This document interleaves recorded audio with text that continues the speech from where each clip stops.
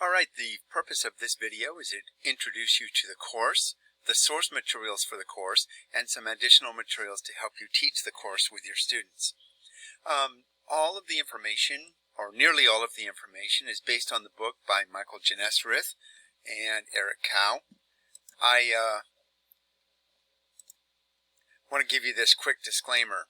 I'm going to make every attempt to accurately portray the content and the intent of the original material. I'm going to quote liberally from the book. Basically everything that I say will come from the book.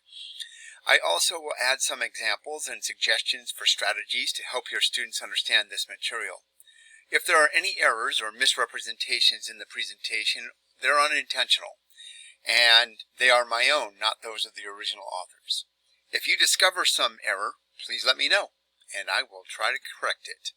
So the textbook that we will be using is Introduction to Logic. I will also be using the online materials from the Stanford Introduction to Logic course. Okay, who uses logic? A lot of my students would say, I don't really need logic, or who would use logic anyway? Well, public policy makers, not always obvious they're using logic, but they are. Statisticians, when they experimentally design experiments or analyze results. Scientific and medical researchers. Business leaders, again, not always obvious. Detectives, programmers, architects, engineers, writers, screenplay adapters, citizens, voters, logistics managers. I guess what I'm saying is we all use logic. Sometimes our assumptions and reasoning are explicit, often they are implicit. And this means that they are unexamined and potentially flawed. So one of the big reasons for this course is to help us gain tools that will allow us to explicitly examine our reasoning. And speaking of reasoning, there's a very good example of some faulty reasoning.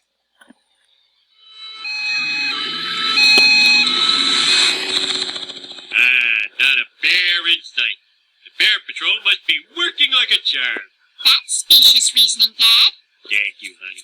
By your logic, I could claim that this rock keeps tigers away. Oh, how does it work? It doesn't work. Uh-huh. It's just a stupid rock. Uh-huh. I don't see any tigers around here, do you?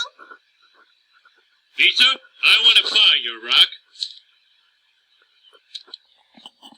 Okay, so pretty obvious that the logic there was unexamined and faulty, but nonetheless humorous. Okay, so what is the purpose of logic? Let's consider these two sentences. The cherry blossoms in the spring. The cherry blossoms in the spring sank. The two sentences are almost identical. Only the final word differentiates the two of those. The word blossoms is a verb in the first sentence, but it's a noun in the second. So just one word can change not only the meaning of the sentence, but even the meaning of the words within the sentence. So when we're using everyday language in English, there's a lot of ambiguity. And part of that comes from the fact that English evolved over thousands of years, and there are literally millions of people in that process. And so inherent in spoken language is some ambiguity. So part of the purpose of logic is to eliminate ambiguity, to try to speak more precisely. So we're going to try to encode information with some precise definitions. It's going to allow us to kind of establish some reasoning rules and be precise about those reasoning rules, how to apply them, when they apply and when they don't apply. Logical structure can be applied to a variety of problems in real life. So once you understand the structure, and even though learning it sometimes can seem arduous, it's a fairly simple set of rules that you can commit to your memory and use them in a variety of ways. So any tool that is simple and yet widely applicable is a good tool. So you might think of it this way. Try to encode some logical information, hopefully with precise meaning. Apply some reasoning rules that are well understood. Draw some conclusions and then check the conclusions with reality. This is what the purpose of logic is. You might think of it this way. We're going to define some constraining assumptions. We're going to apply some logical reasoning. We're going to make some conclusions and then check those conclusions. Let me give you an example. And one of the problems with logic is that if as a practitioner, human practitioners like us, we're always susceptible to making errors, and there can be errors in logic. And I think that what some people make the mistake of doing is assuming that if they see poorly applied logic, then that means that logic itself is not valid. So let's think about how some mistakes in logic can occur. Here's an example. Animals with feathers are birds. All birds can fly. An ostrich has feathers. Ostriches can fly. Ostriches can't fly. So what went wrong here? It might be obvious, but sometimes we have to look at these simple, obvious things. I told you. See, this is what people will say. I told you logic doesn't work. But I think that many of you have already seen that one of the premises is not true. And so if you start assuming that all your premises are true and it leads you to a clearly incorrect conclusion, the first impulse of a lot of people is to say logic doesn't work, when what they should be saying is, let's re-examine the premises. Here's another example. Animals with feathers are birds. All birds can fly. A bat has no feathers, therefore a bat cannot fly. Bats can clearly fly. Again, what's wrong with this? Bats are not bound by logic. So people will sometimes try to use really tortured explanations for why logic goes wrong. And I think that in my mind, logic is often very simple, although it is difficult for us to disentangle where we go wrong. So part of the purpose of this course is to help us disentangle the errors that we're making. So you might think of logic as a process like this. We've got some premises, we have some reasoning steps, and we draw some conclusions. So how can the conclusions be wrong? Well, there's really several ways that the conclusions can be wrong. For example, if one of your premises is not correct, then it could lead you to incorrect conclusions. It may or may not. One of the biggest and most difficult ways to find errors is if there's an unexamined premise or an assumption that is not explicitly stated but is still built into your argument. So premises, whether they're examined, unexamined, explicit or implicit premises, can lead to poor conclusions. They could possibly lead to incorrect conclusions. Of course, another way is that your reasoning steps are incorrect. So if you're using steps in reasoning that are not accurate, then it could possibly lead to incorrect conclusions. So we need to be aware of all those ways that our conclusions can be wrong. Okay, so we're going to encode some logical sentence to make a representation of the real world as we perceive it. We're going to apply some reasoning steps, and then we're going to draw some conclusions, and then ask, do our conclusions match reality? So it's kind of this process. Premises to rules of inference to conclusions to a reality check, so to speak. All right, enough of that. Let's give a really concrete example. So I'm going to start with a simple world. This is directly from the book. Let's limit our first example to just the interpersonal relations between 4 young women in a sorority. They're Abby, Bess, Cody, and Dana. At first, we'll only consider one relationship, likes. So I'm going to encode some sentences into a 4x4 grid like this. So here's a way to represent our world. Below is one possible situation for a sorority. So if you look at the first sentence here, it says Abby does not like herself. So that means you read across the row, Abby, the lack of a check means does not like Abby. So Abby does not like Abby. She doesn't like herself. Abby also does not like Bess. So Abby, no check, means does not like Bess. But on the third box over, Abby, a check mark means likes, so Abby likes Cody. So Abby likes Cody. And Abby, of course, does not like Dana. In this way, you can you could write 16 sentences that are encoded into this 4x4 grid. So a 4x4 grid is kind of a shorthand way to encode 16 sentences. So if we define a relationship like likes and four objects like Abby, Bess, Cody, and Dana, then we can define the relationship between those objects. And that's what we've done. Here's another example. If I look at the last row here, it says Dana does not like Abby. That's what the first box represents. But Dana does like Bess. That's what the second box represents. Dana does not like Cody, third box, and Dana does like Dana. Dana likes herself. Okay, so as you can see, there's multiple ways to represent relationships between these four objects. Using a box is a simple way to do that. So it helps us to see that there's 16 possible instances of the likes relationship between those four girls. And each of them could either be true or false.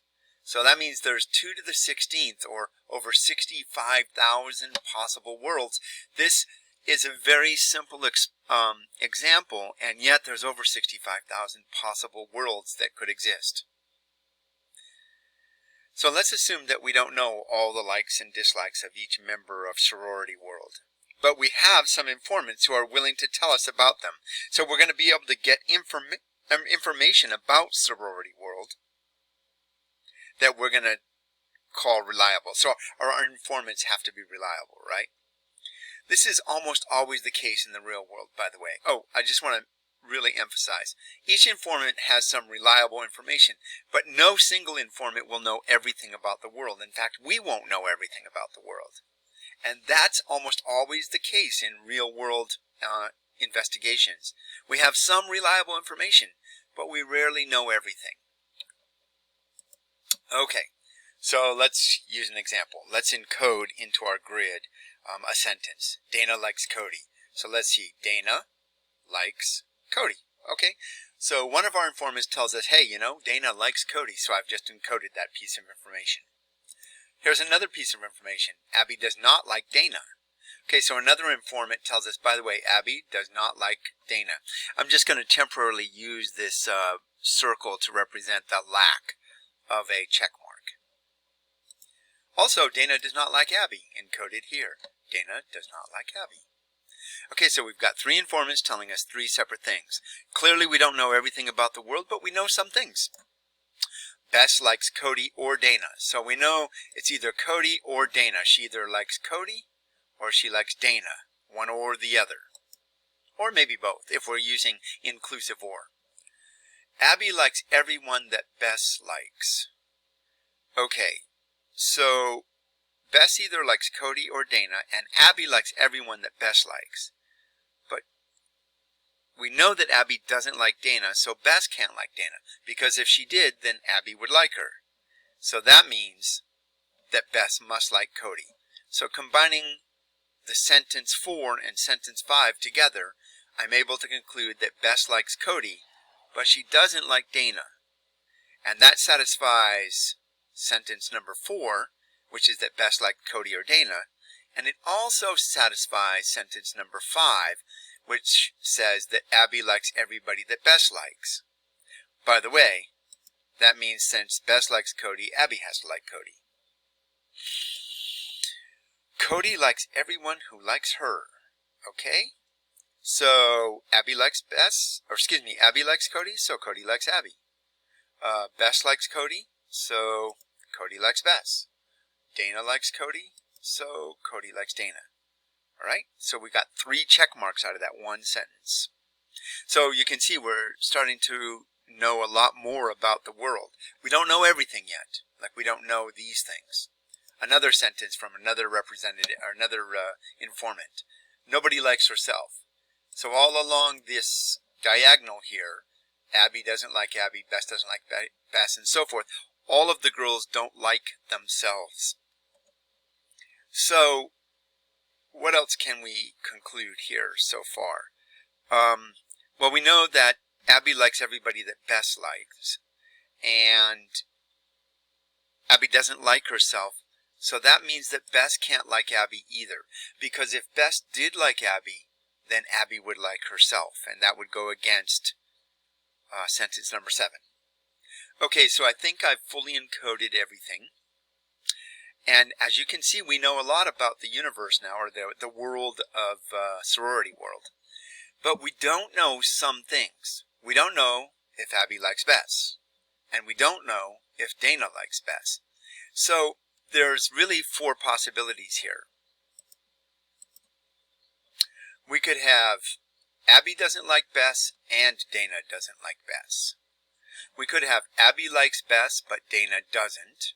We could have Abby doesn't like Bess but Dana does. Or we could have they both like Bess. All 4 of those possibilities match the requirements of the sentences. And so our sentences, the constraining sentences that we got from our informants, allowed us to narrow down our 65,000 worlds down to 4 possible worlds.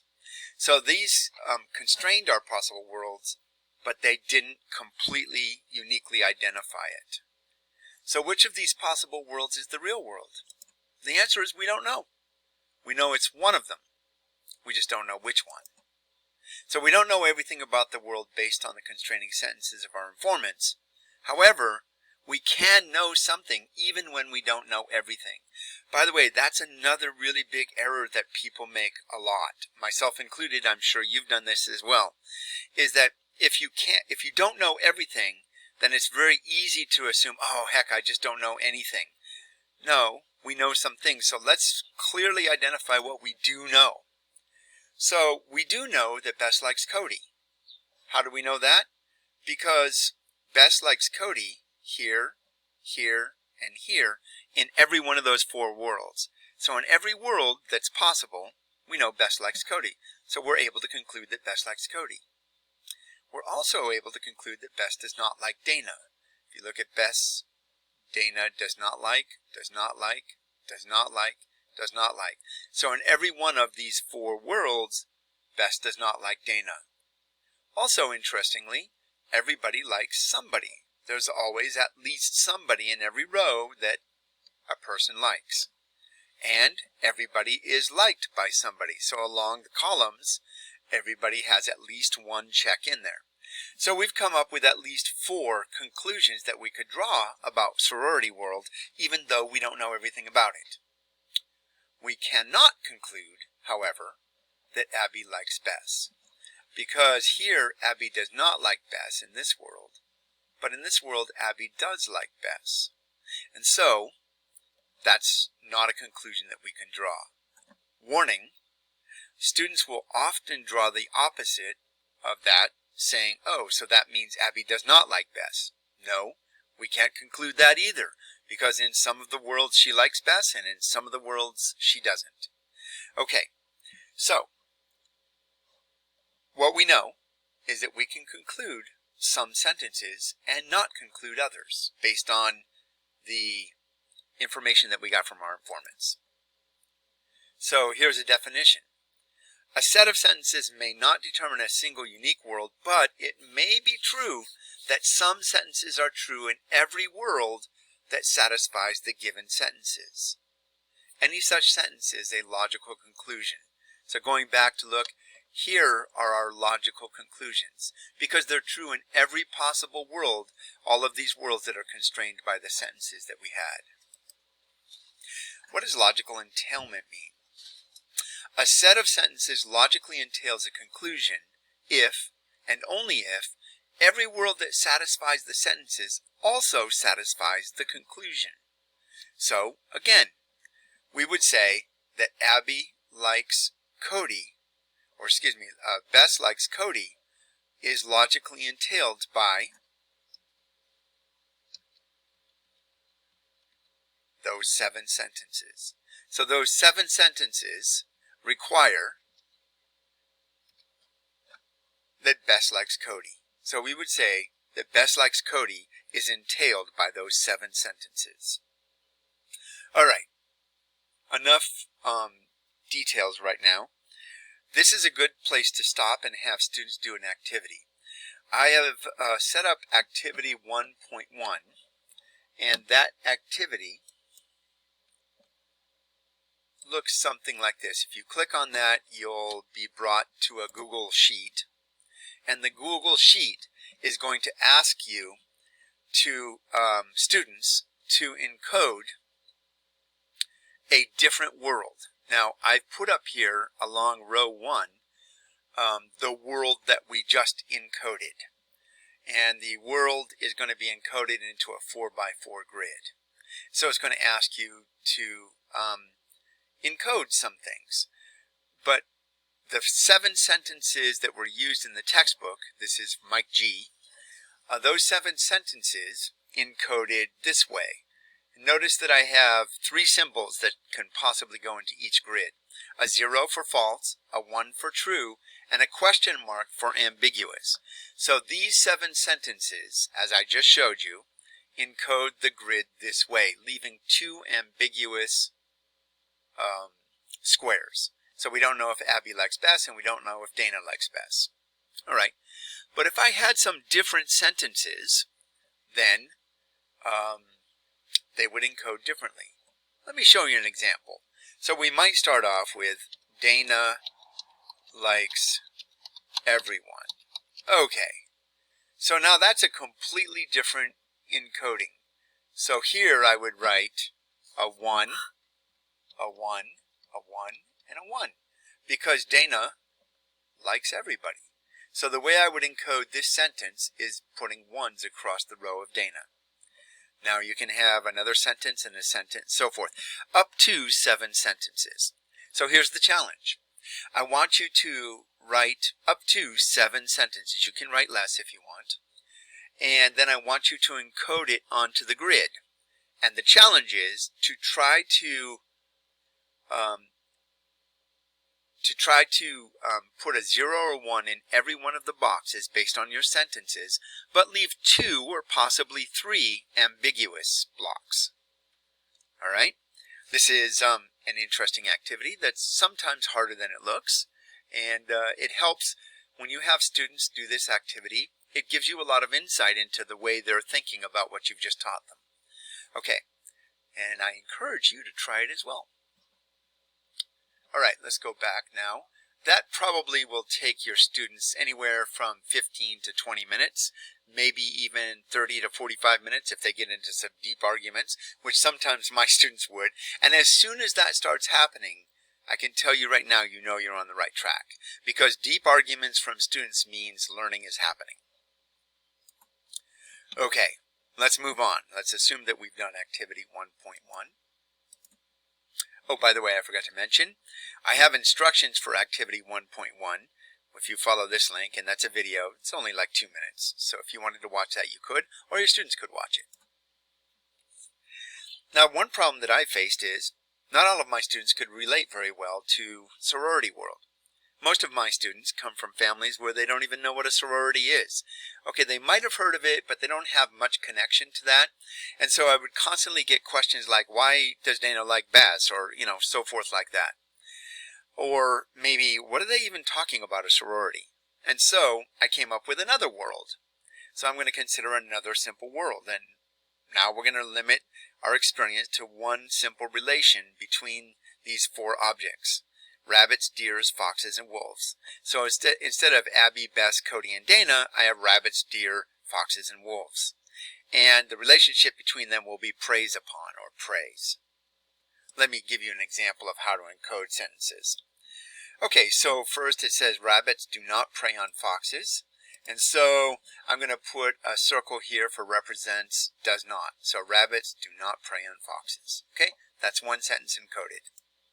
Wolves prey on all animals. Once I get that, I know the checks go all the way across the row, because wolves prey on rabbits, they prey on deer, and they prey on foxes, and they prey on other wolves. Foxes prey on rabbits or wolves. Okay, this is like the other sentence that we got in the other world. So either a fox preys on a wolf or on a rabbit, or maybe both. Okay. There are no 2 different animals who mutually prey on each other. So since wolves prey on foxes, it means that foxes cannot prey on wolves. So this has to be left blank, which automatically means this has to be checked. So to simultaneously satisfy sentence 3 and sentence 4, you have to have a check here and a blank there, or a no check in this place.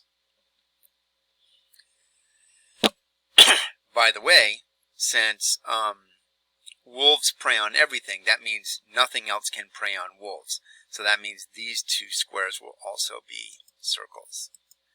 There. Okay, foxes and rabbits are cannibalistic under extreme conditions. So that means foxes will prey on foxes and rabbits will prey on rabbits, I guess under extreme famine. I don't know what they mean by extreme conditions. Deer are purely herbivores. So that means deer don't prey on anything. Okay, so that's the end of my sentences. And you can see that in this world, a world of rabbits, deers, foxes, and wolves, and 6 constraining sentences, I've set up my grid so that I know a lot, but I don't know everything. That is to say, I don't know if rabbits prey on deers, and I don't know if fox prey on deer either. So these 2 boxes are ambiguous, and they both can be either true or false. So, just like sorority world, that leaves us to 4 possible worlds. And what we don't know is, do rabbits prey on deer or do foxes prey on deer? And the 4 options are, it could be no, rabbits do not prey on deer and foxes do not prey on deer. Or it could be rabbits prey on deer but foxes don't. Or it could be that rabbits do not prey on deer but foxes do. Or it could be that they both prey on deer. At this point, students are going to have, a lot of students will say, no, there's no way, rabbits don't prey on deer. Say, well, but we're not basing our understanding of the world on what we know or think we know from other sources, but just based on what we know from our informants. And at this point, I named the informants biologists. So I'm going to say, we got to ask the biologist, hey, do rabbits prey on deer? And maybe they would know or maybe they wouldn't. Okay, so these logical sentences constrained our possible worlds, but they didn't uniquely identify. It's the same thing as with sorority world. But which is the real world? The answer is we don't know. So a lot of students will be saying, oh, I know, this one right here is the real world because foxes do prey on deer, but rabbits don't. And actually, I don't think foxes do prey on deer, so actually maybe this is the real world. So that, again, there could be this debate going on. And so the answer that I would give to students is logic doesn't have the ability to distinguish between those two without some sort of outside information, another constraining sentence that we'd have to get from a biologist. And so we would ask the biologist, do you have any evidence that rabbits do prey on deer, or can you prove that rabbits don't prey on deer? That would be another premise or outside constraining sentence we would need. Again, the purpose is not to test students to see what they know already about the natural world, but to test them to see, do you realize that your premises have to come from your reliable resources, not from what you excuse me, what you think you already know. Okay, so we don't know everything about this world, but we can know something. So just like in sorority world, we could draw some conclusions. We can conclude that foxes do not prey on wolves. That was not explicitly told to us, but the only way that our sentences can be true is if that's the case. And there are some things that we cannot conclude. For example, we cannot conclude that foxes prey on deer. We also cannot conclude that rabbits do not prey on deer. Again, at this point, students will be very quick to say, well, I happen to know that foxes prey on deer, or I'm sure that foxes prey on deer. And the response to that is, you might actually be right. I don't know about the real world. I'm going based on the sentences that we have from our informants, our biologists. So that's what we go on. And we don't bring in information outside of that. If we think it's appropriate, then we will go back and ask the biologist, hey, do foxes prey on deer, and so forth. All right. Now this is a good place to stop and do activity 2. Activity 2 is very similar to activity 1. So what you will be doing is you will be entering in 4 objects here. You'll notice that for Mike G, it was Abby, Bess, Cody, Dana, and likes is the relationship. And that automatically populates this grid here with the names of the objects around the outside, and then the relationships encoded in the middle. I have put here rabbit, deer, fox, wolf, and preys upon, so that automatically populated the outside here. And then I wrote 6 sentences, the sentences I just shared with you, and that defined the relationships on the interior. Okay, I've already given these 2 examples, so they should be familiar with them, but you could refer them to that, your students, I mean. And now the object is to define 4 objects of their own and a relationship, and then to write 7 constraining sentences. This is a really challenging activity, and it helps students to realize how complex this can be. At first it seems almost childishly simple, but then when you try to do it, the complexity becomes apparent. This also gives you the opportunity as the teacher to see how sophisticated their thinking is, or possibly how off track their thinking is. And it gives you an opportunity to interject when they are making incorrect encodings.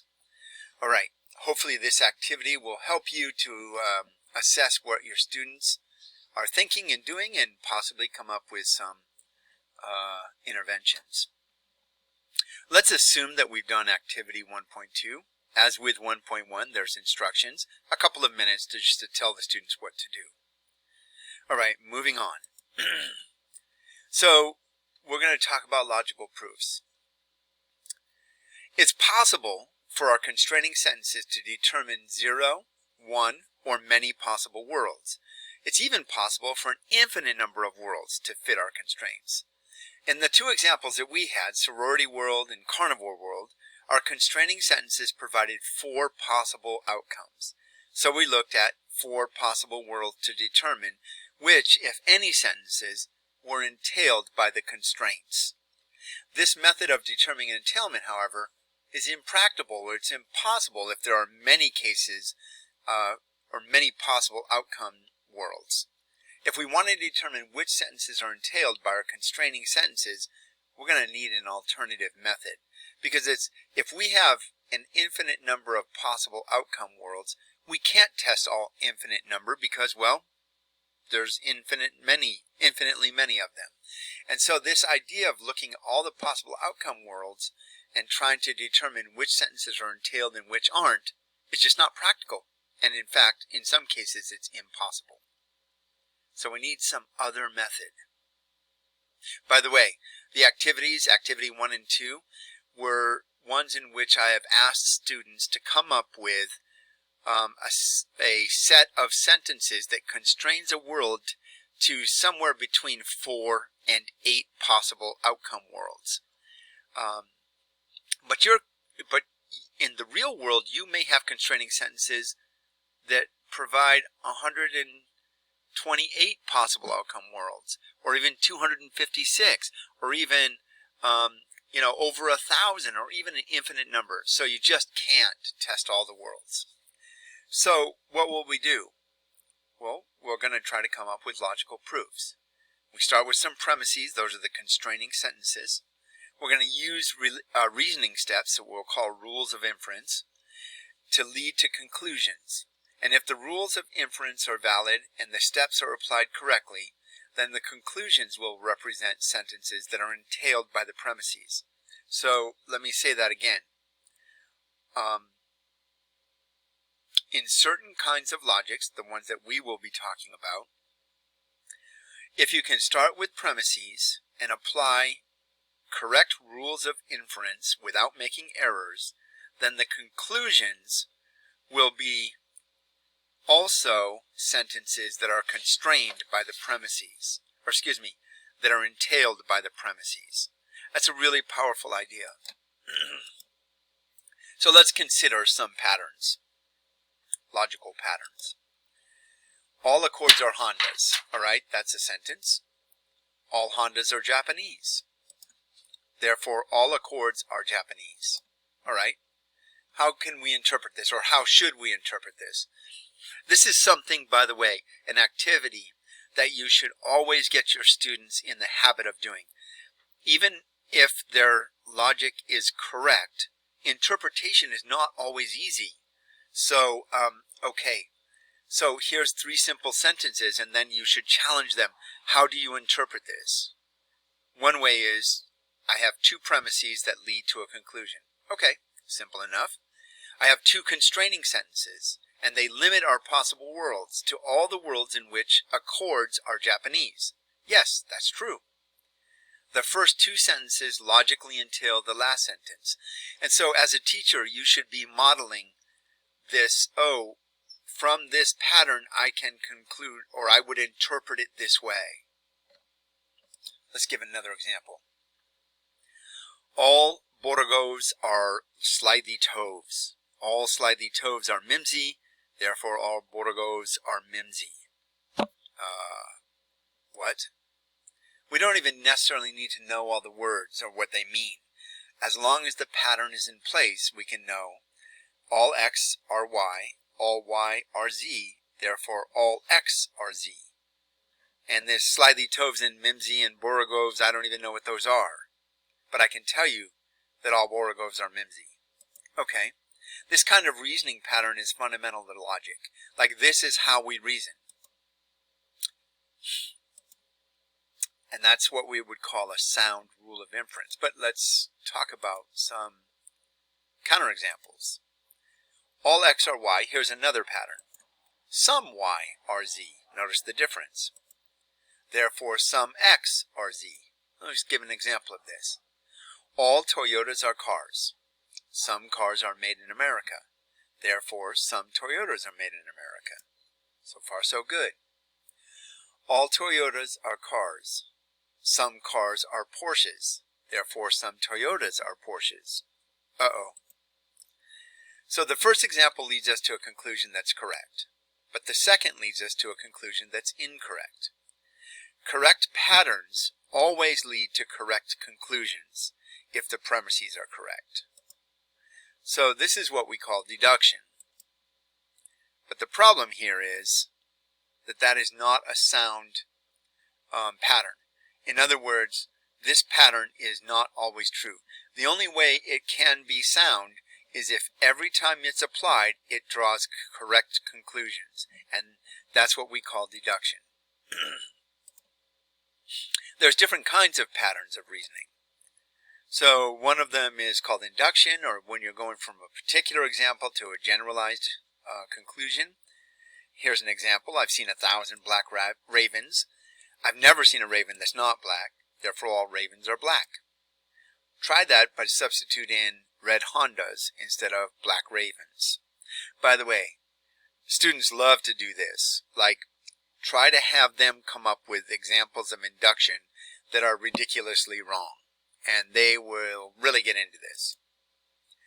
Abduction, from effects to possible causes. If there's no fuel, the car will not start. If there's no spark, the car will not start. There is a spark, the car will not start, therefore there must be no fuel. What if the car is in a vacuum chamber? Okay, a lot of students don't know what a vacuum chamber is, but you can come up with examples of this. Again, students love to come up with their own examples, especially connected to their lives. They especially love coming up with ridiculous examples that lead to ridiculous conclusions. It's funny to them. Okay, here's another example. Analogy. Infer a conclusion based on the similarity of 2 situations. So the flow in a pipe is proportional to its diameter. Problematic because a lot of students don't exactly know what you mean by proportional. Some of them do, but you can explain it. Wires are like pipes. Therefore, the current in a wire is proportional to its diameter. Okay? Try it with price. And again, this is another way that you have the opportunity to have students come up with their own examples of analogy, and they especially like coming up with analogies that draw ridiculous conclusions. And what you want them to see is, both when it came to induction or abduction as well as analogy, that they sometimes work and sometimes don't. But of all the types of reasoning, deduction is the only one that guarantees the conclusion in all case. It produces only conclusions that are entailed by premises, and that's kind of the critical point here. That's why deduction is important to us, because even though we can use analogy, we can use induction, and those things can be useful, we need to be aware that there's times when they don't give us correct conclusions. But deduction does. Hence the importance of deduction. So a conclusion is provable from a set of premises. That is to say, if I give you some premises and I can conclude something, it is provable if and only if there's a finite sequence of sentences in which every element is either a premise or the result of applying a sound rule of inference to earlier members of the sequence. That's a little maybe difficult for students to understand, but here's what it means. If I start with the premises, that is to say constraining sentences, and then I apply my rules of inference, that is to say the allowable reasoning rules, I can take some steps. I don't know how many steps, but I know that it will be finite, so it could be a large number or a small number, but it's not going to be infinite, and then I can draw a conclusion. And if that's the case, then the conclusion is said to be provable from the premises. In other words, I can prove it. A set of premises logically entails a conclusion if and only if the conclusion is provable from the premises. For well-behaved logics, I'm not going to talk about that right now. With students, what I'll say is, for the logics that we'll talk about, some of them will question me, well, what do you mean by that? I mean that there are more sophisticated forms of logic that we're not going to talk about in this course, but where this is not exactly true. Okay, so logically provable is equivalent to logical entailment if we have these well-behaved logics, and this is a powerful idea. It allows us to use proofs in place of ungainly grids. So imagine if we had carnivore world, instead of having rabbits, deer, foxes, and wolves, we had all the creatures on Earth. That would be one really big grid, and we couldn't have enough constraining sentences to limit the worlds. In other words, it would just be impractical to do it, to solve any kind of problems that way. We would have to instead use proofs. So let's give a quick recap here. What have we said? Logic is the study of information encoded as logical sentences. And each logical sentence can be true or false, thus dividing the world into two possible subsets. And either those where the sentence is true or those where the sentence is false. And a set of sentences logically entails a conclusion if and only if the conclusion is true in every world where the premises are true. Remember carnivore world and sorority world. Deduction is a form of symbolic reasoning which produces conclusions that are logically entailed by premises. Very useful. A proof is a sequence of precisely defined steps justifying a conclusion. Okay, I gave you that recap.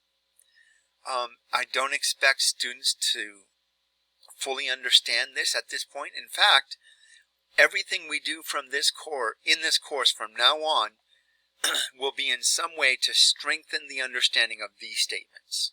And so this recap is really just an introduction. If you feel fuzzy about it yourself, as in, well, I don't exactly know what this means, fine. That's how your students are going to feel as well. And so, like I said, everything we do in the course from now forward will be to try to strengthen what we've talked about in this introduction and this recap. All right, thank you for your time. I will talk to you soon.